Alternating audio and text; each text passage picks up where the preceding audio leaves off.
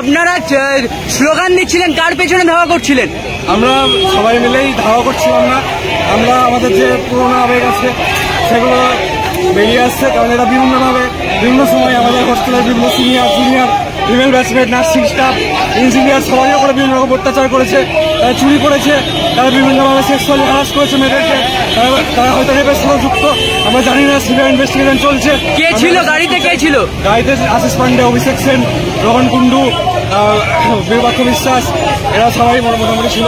অভিক দে, এরকম অনেকে ইত্যাদি ছিল। সিবিআই কি তাদের নিয়ে এসেছিল আজকে? দেখি আমরা নিয়ে তাদেরকে ইন্টারনাল কমপ্লেক্স কমিটি ডেকেছিল আজকে। ওরা আসার সময় আমাদেরকে বিভিন্ন প্রভোগ করে।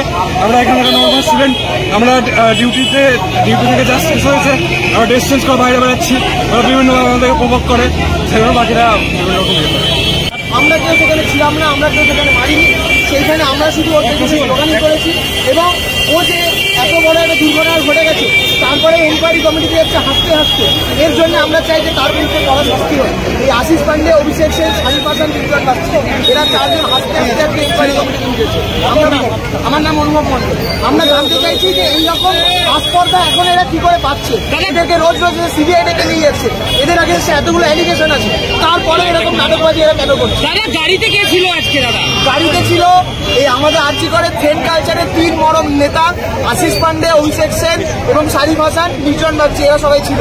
এরা মানে আরজি কর থেকে বেরোনোর সময় আমরা দেখলাম যে সিআইএসএফ আমাদের বেশিরভাগ লোকজনকে বাইরে ভেতরে আটকে দিয়েছিল। 6 নম্বর গেট থেকে সবাই বেরোতে পারেনি। সেখানে দেখা গেল ওরা বাইরে এসে নাটক করছে।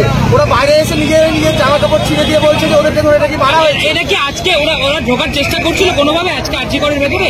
ওদেরকে আজকে এনকোয়ারি কমিটি থেকে ডাকা হয়েছিল। সেখানে আমাদের এতক্ষণ ধরে আমাদের সবাই ছিল।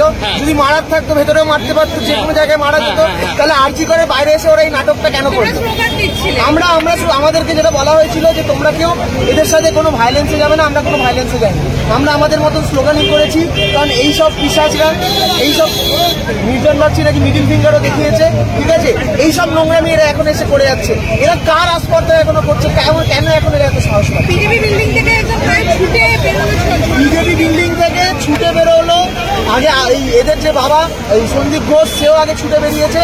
এখন এরা নিজেরাও তার বাবাকে ফলো করে এরাও নিজেরা ছুটে বেরোচ্ছে। সেটার জন্য আমাদের কিছু করার নেই। আমরা শুধু তাদের পেছনে স্লোগানিং করতে গেছিলাম এবং স্লোগানিং করতে করতে আমরা ছুটেছি। তখন আমরা বেরিয়ে দেখি ওরা ওখানে বসে নাটক করছে, ওদেরকে নাকি মারা হয়েছে, মারার চক্রান্ত করা হয়েছে। মারার যদি চক্রান্ত করার থাকতে অনেক জায়গা ছিল, অনেকবার সুযোগ ছিল, তখন আমরা না মেরে এরকম বাইরে এসে কেন মারবো? এটাই তো সব থেকে বড় প্রশ্ন।